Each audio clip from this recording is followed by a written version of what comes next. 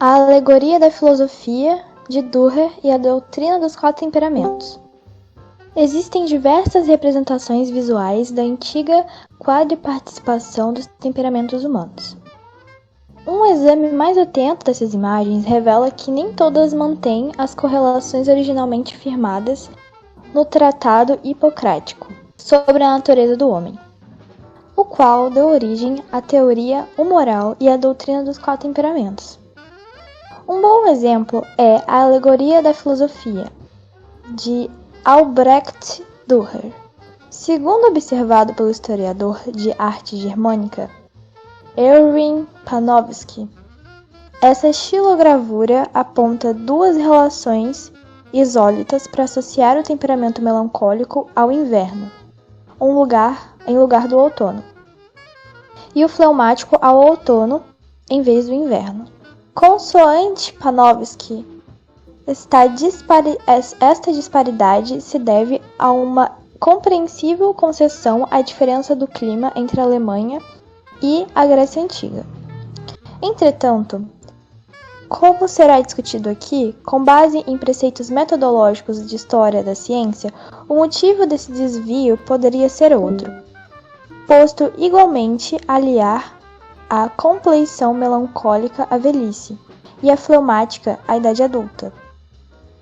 Essa imagem parece aludir à proposição de Galeno de Pergamo, de que na senectude predominariam o frio e o seco, os quais são as qualidades próprias da bilis negra, divergindo do vínculo entre a velhice e fleuma estabelecido em Pere Philosophes Anthropoph. A proposta de Galeno é advogada em seu Pere Crasenion, um texto voltado a leitores e efeitos da teoria médica, publicado em 1550 sob o título de Temperamentos.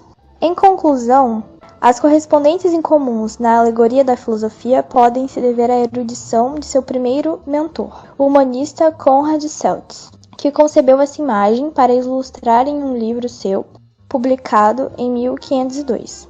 Para a sorte dos historiadores de hoje, existem diversas representações visuais da antiga quadriparticipação dos temperamentos humanos. Um exame mais atento dessas imagens revela que nem todas mantêm as correlações originalmente firmadas no Tratado Hipocrático sobre a natureza humana, o qual deu origem à teoria moral e à doutrina dos quatro temperamentos. Um bom exemplo é a estilogravura Alegoria da Filosofia, executada pelo gravurista pintor Albrecht Dürer, retratando a figura a seguir. Autorretrato de Dürer, de um lado estampado seu monograma sobre o ano de 1500 e do outro trazendo em latim a seguinte frase: assim eu, Albrecht Dürer de Nuremberg, pintei a mim mesmo com cores indeléveis aos 18 anos. Segundo o historiador de arte germânica e patrono do método iconológico Erwin Panofsky, a alegoria da filosofia pertence a um período de transição compreendido em 1500 e 1505, em que a fama e o número de ajudantes da oficina de Dürer estavam crescendo. Com isso, à medida do possível, Dürer tratou de se desvencilhar do demorado trabalho puramente mecânico, ou manual, para dedicar-se a estudos teóricos sobre representação visual. Como consequência, as estilogravuras dessa fase oscilaram sobremaneira quanto ao envolvimento do mestre, e, como seria de se esperar, quanto à quantidade artística resultante. Por exemplo, enquanto a vida da Virgem foi talhada sobre a mais estreita supervisão de Dürer, outras contaram com sua participação pessoal. Tem-se ainda um terceiro grupo, congregado toda a sorte de obras menores, que se distingue pela responsabilidade limitada de Dürer. Desse grupo faz parte a Alegoria da Filosofia, cujo pouco elaborada composição é atribuída ao esboço encomendado pelo humanista e poeta neolatino Konrad Celtes, retratado na figura 2, para ilustrar seu livro Quatuor Libri Amorum, publicado em Nuremberg Em 1502, o livro de Celtes traz 4 poemas. Um descreve as províncias germânicas a partir de 4 pontos cardeais. Outro canta o amor estendido a ele por 4 mulheres. Nessas mesmas terras, o terceiro faz um tributo a Nuremberg. E o último é uma ode de São Sebaldo, um eremita e missionário do século VIII, que se tornou um padroeiro da cidade. Ainda, os 4 livros do amor de Celtes ostentam 11 ilustrações. Dessas, apenas 3, incluindo a alegoria da filosofia, são associadas a Dürer. As outras 8 teriam sido levadas a cabo pelo discípulo Hans von Kulmbach, que se notabilizou por trabalhos realizados tanto em Nuremberg quanto na Cracóvia. Panofsky reputa a alegoria da filosofia um esquema cosmológico da antiga teoria dos 4 humores cardinais.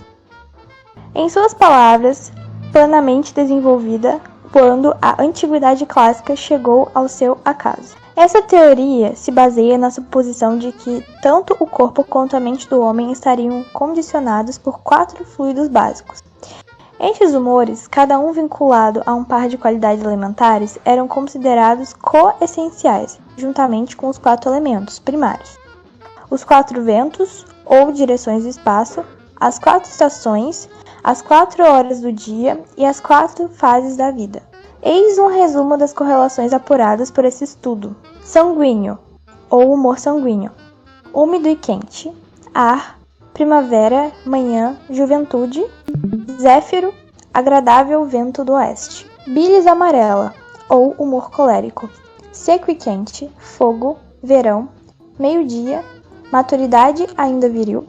Euro, vento do leste. Bilis negra, humor melancólico. Seco e frio, terra, outono, entardecer, velhice, 60 anos, Bóreas, vento do norte.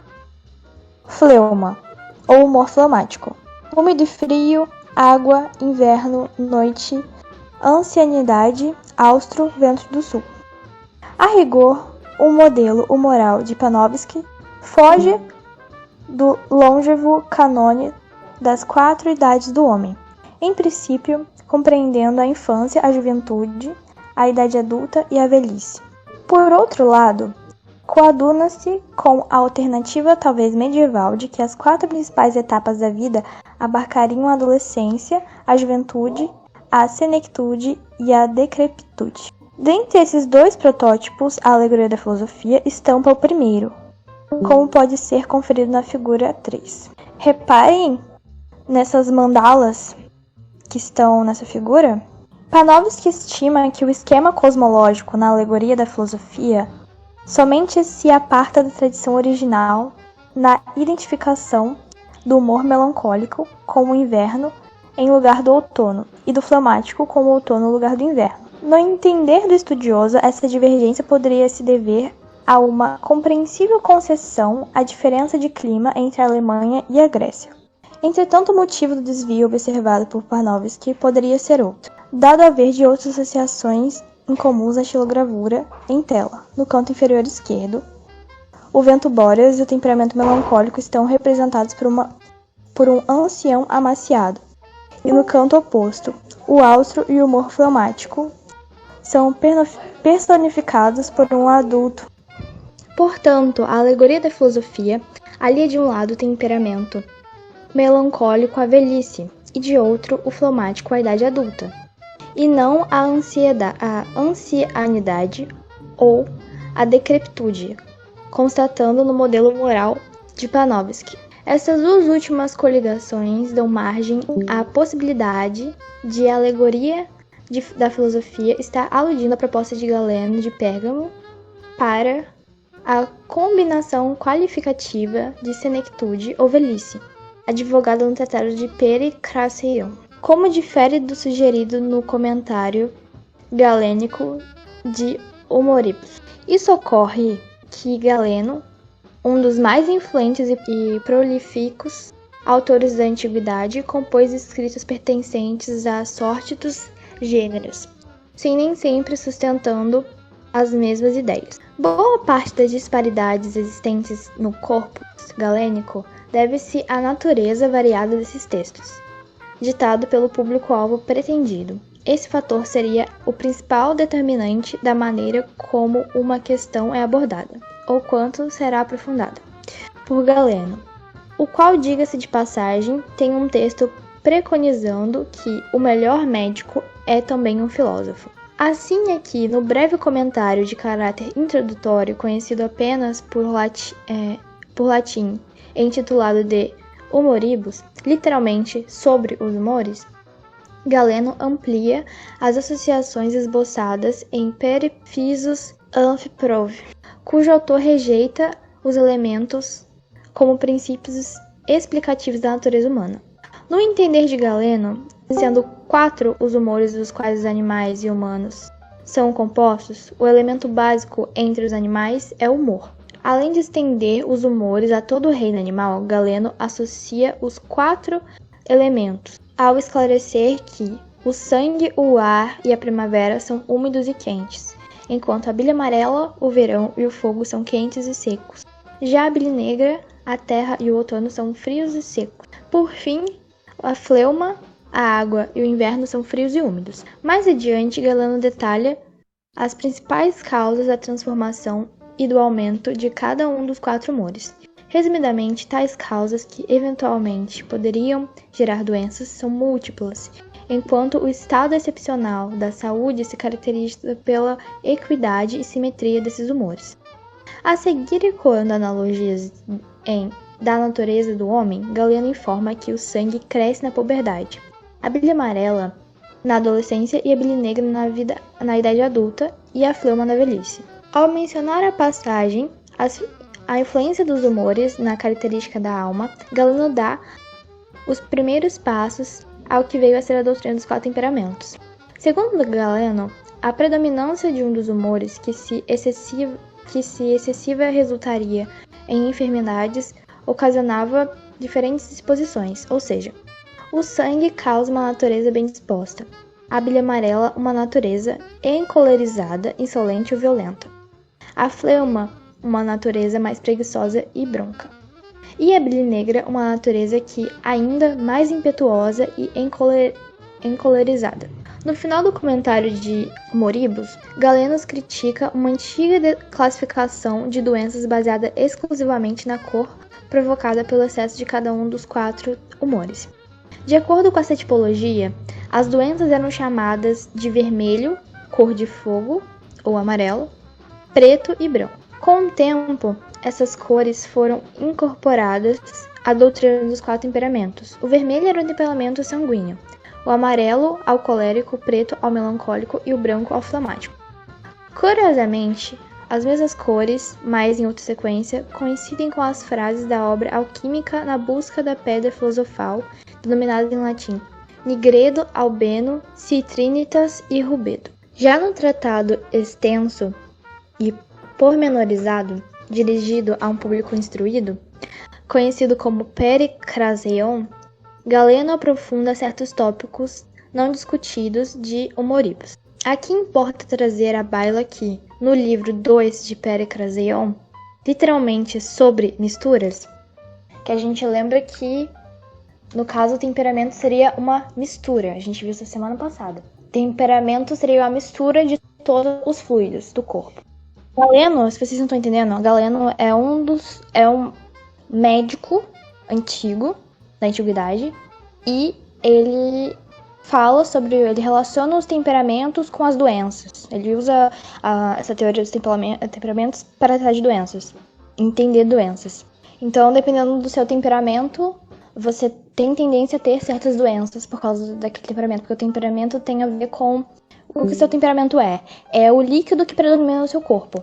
Então você vai ter doenças diferentes. Cada pessoa com cada temperamento predominante teria doenças diferentes. E é disso que ele está falando aqui. Galeno argumenta ser a velhice não só o período mais seco da vida, mas também mais frio, em virtude do gradual declínio do humor sanguíneo desde o estágio fetal. Ou seja, diferentemente do prescrito em Da Natureza do Homem, Galeno estima que, no final da vida, quando a pele enruga, predomina o par do frio, o seco, ao invés do úmido. Ao mesmo tempo, Galeno mantém ser a bile negra mais fria e mais espessa do que o sangue, e a fleuma o mais frio e o mais úmido de todos os humores animais, tal como estabelecido em Peri Philosophus Anthropov. Ao argumentar em Peri Gracion 2, o que a velhice seria prima pelo frio e o seco extremados, Galeno deixou em aberto 2 reajustes necessários. Na velhice prevaleceria a bile negra, vinculada à terra, na idade adulta a fleuma, a fim da água. Esses reajustes, a serem inferidos por um leitor afeito à filosofia natural aristotélica, se fizeram presentes em representações visuais da doutrina dos 4 temperamentos, exibindo em último lugar, o melancólico, ao invés do fleumático. Este é o caso da figura 4, que foi brevemente analisada por Panofsky. Essa gravura, à semelhança de a alegoria da filosofia, associa o fleumático a um adulto corpulento e o melancólico a um idoso tanto quanto emaciado demais. Explicitamente vincula o fleumático à água e o melancólico à terra. Então aqui, já para dar uma resumida para vocês, né? O que tá falando aqui? Tá falando que cada fase da vida, relação a cada fase da vida a um temperamento. Então a infância, o que predominaria seria o temperamento sanguíneo. Na adolescência seria o temperamento colérico.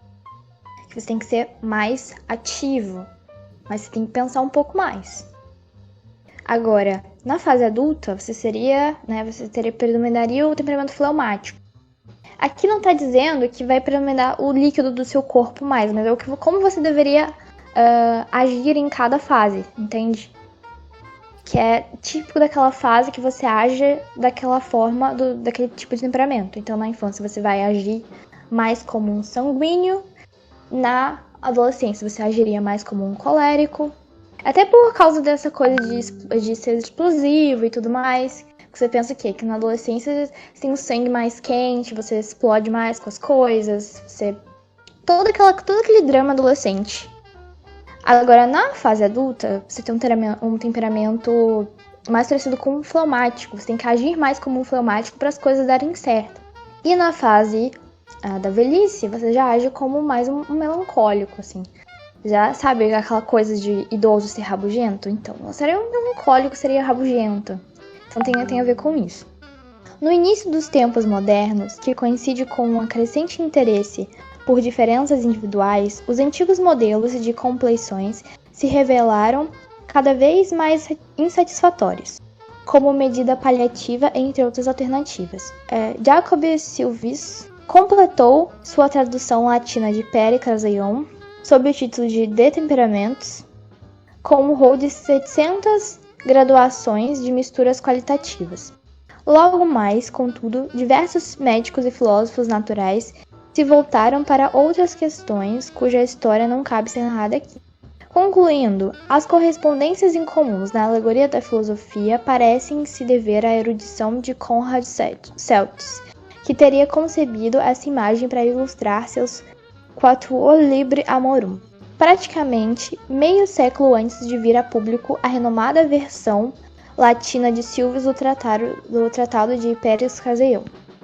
Mas convenhamos, somente investigações adicionais sobre outras imagens aludindo à doutrina dos 4 temperamentos, confeccionados por Dürer, poderão comprovar ou refutar essa hipótese. E para que isso se concretize, os estudos pioneiros de Panofsky continuam sendo fundamentais. Agora, a gente vai dar uma introdução mais a questões filosóficas, para até alguns termos ficarem mais claros na cabeça de vocês. A gente vai tratar agora sobre cosmovisão medieval, psicologia aristotélica, 4 temperamentos, gramática, retórica e dialética e educação literária. Aí aqui vou ler aqui o que está escrito sobre cada assunto para vocês. Aliás, tem aqui umas sugestões de leituras de livros mais antigos, assim, brasileiros, de Luiz Camões. Mas se vocês não estão muito acostumados com por literatura, talvez não seja tão bom vocês lerem isso de cara. Mas quem já gosta, leia. Tá. A cosmovisão medieval. O universo imaginado como uma grande esfera dentro da qual esferas maiores abarcam outras cada vez menores. Servia como um símbolo da união hierarquizada entre os modos superiores e inferiores da existência. A expressão nihil sine Deo, nada sem Deus, significava que mesmo os aspectos mais vis do mundo físico eram regulados pela vontade divina. Psicologia aristotélica. A teoria de que a alma humana possuía uma camada vegetal e outra animal, antes da racional, unida ao princípio de que nada chegava à inteligência sem o intermédio dos sentidos. Corrobora a ideia de harmonia entre as camadas superiores e inferiores do ser humano. Os 4 temperamentos. É preciso educar a parte física do homem, incluindo o temperamento e as emoções, de modo a prenunciar as verdades que ele descobrirá pela inteligência depois. Daí a importância dos símbolos, da alegoria, da grande literatura e da música.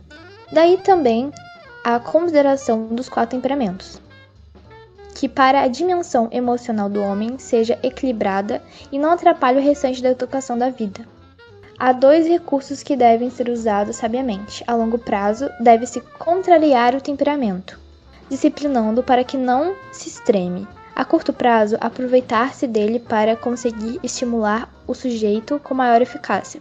O colérico, por exemplo, precisa ser moderado, especialmente no comportamento violento e impulsivo, e pode ser levado a ver que a agressividade é um tipo de fraqueza e a serenidade é um tipo de força. Aquilo que eu já venho explicando para vocês nas outras aulas, de que é preciso você dominar o seu temperamento para você conseguir se dar melhor na vida. E quem quer ensinar as outras pessoas, quem pretende ensinar, deve ter um conhecimento sobre 4 temperamentos para você conseguir estimular o conhecimento em cada temperamento da forma que o temperamento vai se sentir atraído por aquele assunto. Gramática, retórica e dialética. As 3 disciplinas são ministradas nessa ordem, e não, como querem alguns autores modernos, com a dialética antes da retórica. Então é a ordem gramática, retórica e dialética. A fase gramatical dura aproximadamente dos 6 aos 12 anos. A retórica dos 12 aos 15 e a dialética daí aos 18. A gramática não quer dizer apenas as regras do idioma, mas todo o treinamento da interpretação da poesia que visa preparar o estudante para os estágios seguintes. A tese moderna de que a retórica serve para aprender e expressar-se é falsa, pois essa tarefa é da gramática. A função da retórica é mais intelectual que linguística, pois a retórica aborda os fenômenos humanos, como política, o direito e a psicologia social. A retórica é um grau intermediário de abstração e análise entre a gramática e a dialética. A educação literária também é realizada por graus progressivamente mais complexos e abstratos, começando na pronúncia dos sons e terminando na análise do estilo de forma literária. Uma possível lista de estágios da gramática que devem ser ensinados pronuncia entonação adequada de classes de palavras. Compreensão de sentido literal das palavras e frases. Compreensão do sentido figurado, estilo e forma literária. Planisfério ptolomaico. O planisfério ptolomaico, representado no centro da Terra com os 4 elementos separados segundo sua hierarquia: terra e água, ar e fogo. A Terra é contida por uma outra esfera regida pela Lua, que por sua vez é contida pela esfera de Mercúrio e assim por diante. Desenho representando a contracepção ptolomaica do cosmo, as 3 dimensões, pelo qual fica claro que o universo é concebido como organizado em esferas, que se contêm uma das outras. Nihil sine Deo. Lema cosmológico que significa sem Deus, nada. O primo mobile, esfera suprema, pende uma corrente manipulada pela mão de Deus. Todo o movimento do universo é concebido como ordem divina. Não havendo espaço, para o acaso ou para as leis impessoais da natureza. Os 4 temperamentos. Figura humana dividida em quadrantes, que significam os 4 temperamentos básicos. Fleumático, sanguíneo, melancólico e colérico, que vocês já sabem. Os signos do zodíaco aparecem representando as estações. Áries é o começo da primavera, estação sanguínea, e Capricórnio inicia o inverno, que é apropriadamente fleumático. Vocês sabem que através do mais ou menos a contagem dos meses do ano, é o tempo que o Sol fica em cada signo, né? Signos, para quem não sabe, são espaços imaginários no céu. Você divide 360 graus por 12, e aí é o espaço de cada signo. E vocês podem ver que ali tá falando, nessa penúltima imagem, tá falando sobre as esferas que estão contidas dentro de uma das outras, né? Que é como o sistema gira. Através disso que a gente vai vendo em qual signo que tá cada astro, digamos assim. Mas é isso que eu falei, gente. Vocês que ainda não sabiam disso, deixar aqui claro pra vocês que os signos são símbolos, são alegorias.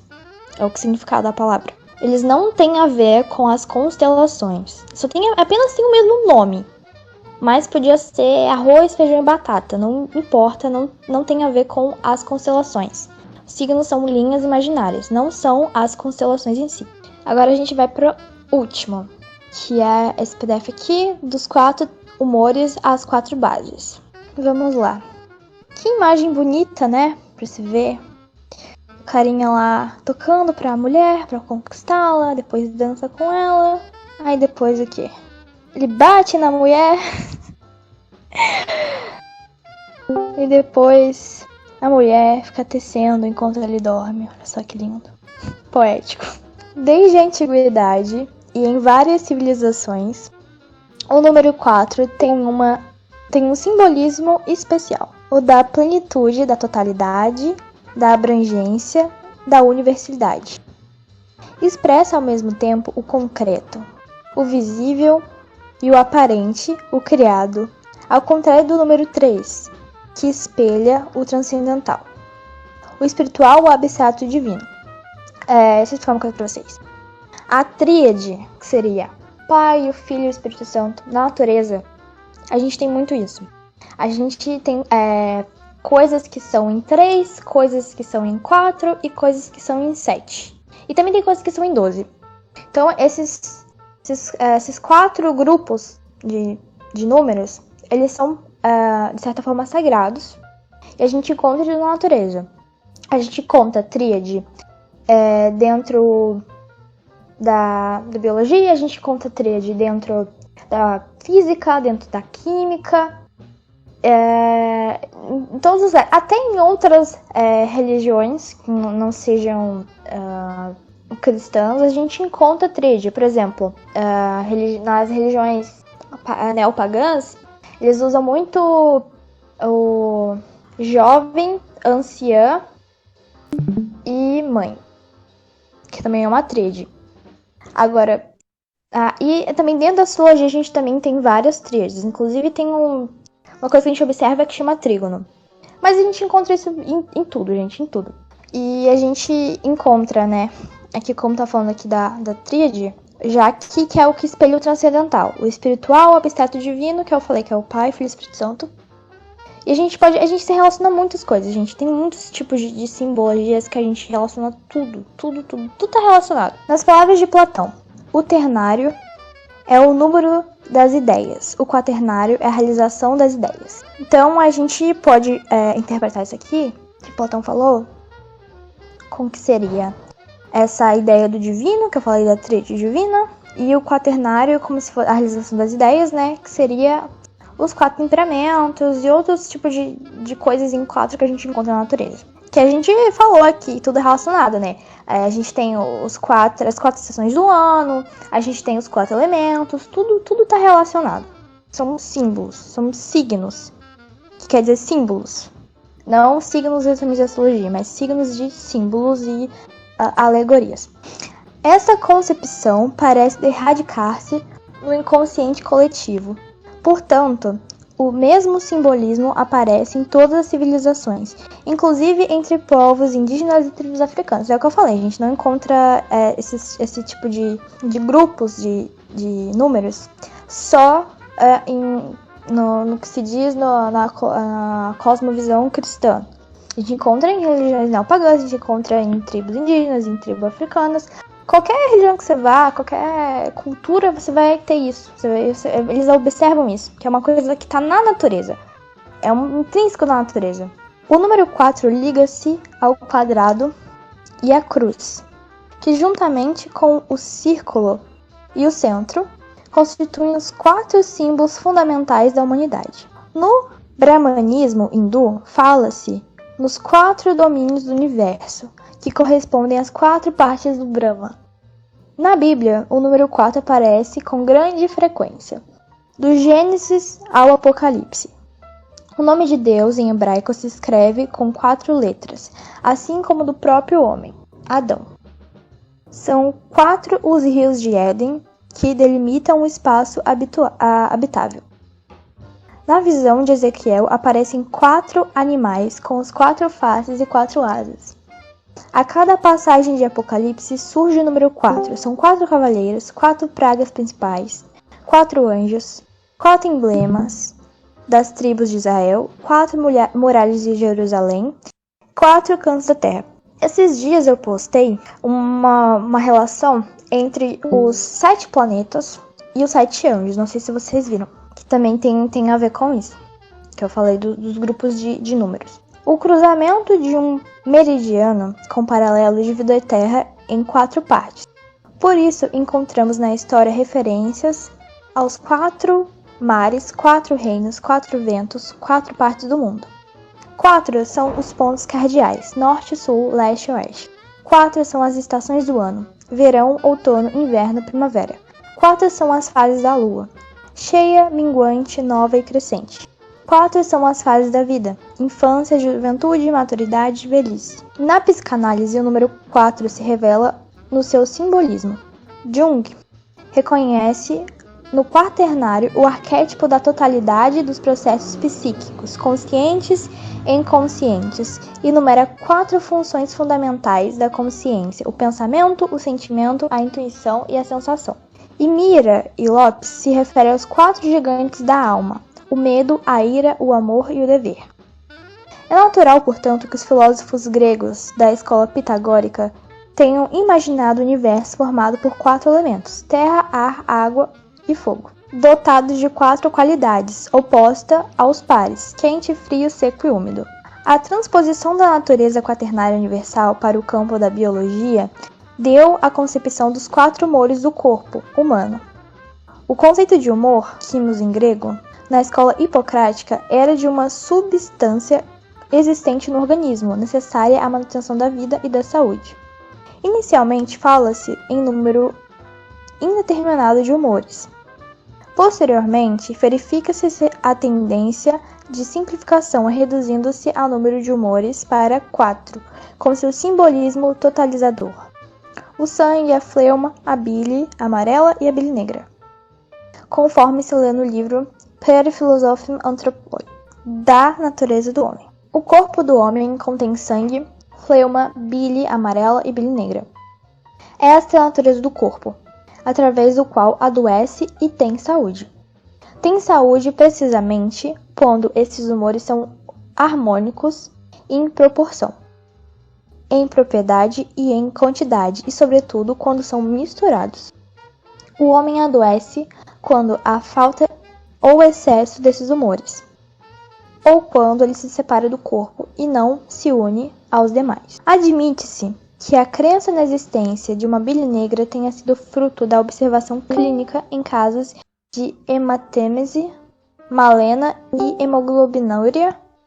Segundo a doutrina dos 4 humores, o sangue é armazenado no fígado, levado ao corpo, onde se aquece, sendo considerado quente e úmido. A fleuma, que compreende todas as excreções mucosas provém do cérebro e é fria e úmida por natureza. A bile amarela é secretada pelo fígado e é quente e seca, enquanto a bile negra é produzida no baço e no estômago, e a natureza é fria e seca. Aí de novo as relações dessas quatro, de coisas formadas em quatro, né? A gente vai ver o fogo, o verão, a bile amarela, o colérico, enfim. Isso aí eu já falei pra vocês. O número 4 no macro e no microcosmos. A doutrina dos quatro humores encaixa-se perfeitamente na concepção filosófica da estrutura do universo. Estabeleceu uma correspondência entre os quatro humores com os quatro elementos, com as quatro qualidades e com as quatro estações do ano. O estado de saúde dependeria da exata proporção e da perfeita mistura dos quatro humores, que poderiam alterar-se por ação de causas externas ou internas. O excesso ou deficiência de qualquer humores, assim como o seu isolamento ou miscigenação inadequada, causariam as doenças com o seu cortejo sintomático. Segundo a concepção hipocrática da patologia moral, quando uma pessoa se encontra enferma, há uma tendência natural para a cura. A natureza encontra meios de corrigir a desarmonia dos humores, restaurando o estado anterior de harmonia. Este processo se realiza em 3 etapas nas doenças agudas: a pépsia e crises. A crise tem tendência a ocorrer em certos dias, o que levou a Hipócrates a estudar os dias críticos de várias enfermidades. A recuperação do enfermo acompanha-se da eliminação de humores excedente ou alterado. O médico pode auxiliar as forças curativas da natureza, retirando do corpo o humor em excesso ou defeituoso, a fim de restaurar o equilíbrio. Com essa finalidade surgiram os 4 principais métodos terapêuticos: sangria, purgativos, emérticos e critérios. Não sei se vocês sabem o que é sangria. Sangria é uma técnica muito antiga. Você coloca como se fosse um copo, mas ele meio que suga a pele, é um círculozinho, fica tipo, suga a pele e sai sangue que tá em excesso. Quando você tira, fica uma marca assim, circular, e tipo, seu sangue ficou todo preso ali naquele copo. E aí vai tirar o sangue em excesso. E aí cada um desses quatro métodos aqui serve para poder tirar desses 4 líquidos que está em excesso do corpo. Galeno, com prestígio de sua autoridade, revitalizou a doutrina humoral e ressaltou a importância dos 4 temperamentos, conforme o predomínio de um dos 4 humores: sanguíneo, flamático, colérico e melancólico. Colérico, portanto, é aquele que tem mais bile amarela. O melancólico, que tem mais bile negra. Transfere-se de modo para os comportamentos das pessoas a noção de equilíbrio e harmonia dos humores. As expressões bom humor e mau humor, bem-humorado e mal-humorado são reminiscentes dos conceitos de eucrasia e discrasia. A doutrina da patologia humoral guiou a prática médica por mais de 2000 anos e só começou a perder terreno com a descoberta da estrutura celular dos seres vivos, graças ao desenvolvimento da microscopia. É microscopia, que é o certo, enfim, falei errado. Os órgãos e os tecidos deixaram de ser considerados como massas consistentes resultantes da solidificação dos humores e passaram a ser vistos como aglomerados de células individuais, adaptadas à natureza e função de cada órgão. Coube a Rudolf Virchow estabelecer as bases da nova patologia, fundamentada nas alterações celulares causadas pelas doenças. A milenar doutrina da patologia moral foi substituída pela patologia celular, o que representou um marco da evolução da teoria e da prática da medicina. Ao mesmo tempo, o estudo da embriologia e de processos de divisão celular levou à descoberta de estruturas intracelulares, em especial do núcleo, dos cromossomos, dos genes e, finalmente, do DNA, substância primordial de todas as formas de vida, aquela que encerra o código genético, define os caracteres hereditários e assegura a continuidade das espécies. A identificação cristalográfica e química do DNA permite identificar sua estrutura helicolidial e pode ser considerada um dos feitos mais notáveis da pesquisa biológica. Na complexidade e diversidade das diferentes formas de vida, uma surpresa, o ressurgimento do número 4 nas 4 bases que integram o DNA: adenina, timina, guanina e citosina.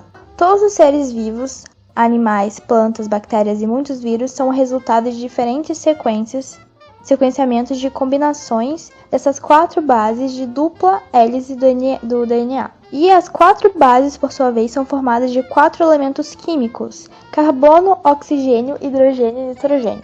No dizer do professor Spiros Marketos, presidente da Fundação Internacional Hipocrática de Cos, o modelo quaternário da escola hipocrática mostrou-se compatível com as recentes descobertas da biologia molecular. Então é isso, gente. É o que eu falei sobre a gente conseguir encontrar o número 4 na natureza em diversas coisas diferentes. Os outros números que eu falei também. Isso é bem nítido, assim. Não só quando se diz no estudo de uma visão cristã, mas em tudo, né? Em todos os tipos de cosmovisão a gente acha esses números. E com isso a gente também introduziu um pouco do assunto de numerologia, né? Além de filosofia e da psicologia, a gente integrou bastante hoje. Eu já acabei.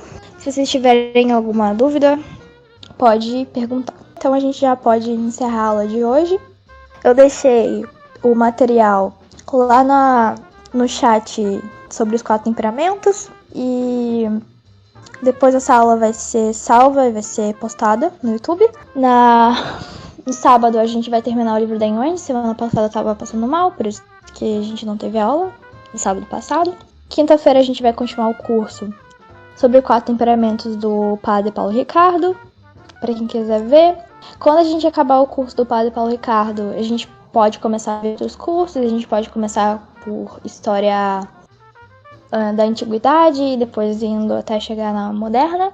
Eu quero que vocês marquem lá no chat que eu deixei os horários para que horário que a gente começa as aulas depois que acabar a quarentena. Já tem 8 votos para 5 horas da tarde. A gente vai ter que mudar o horário porque às 6 horas normalmente eu vou pra academia. Eu só saio 8, então vai ficar ruim pra gente fazer nesse horário. Então é isso.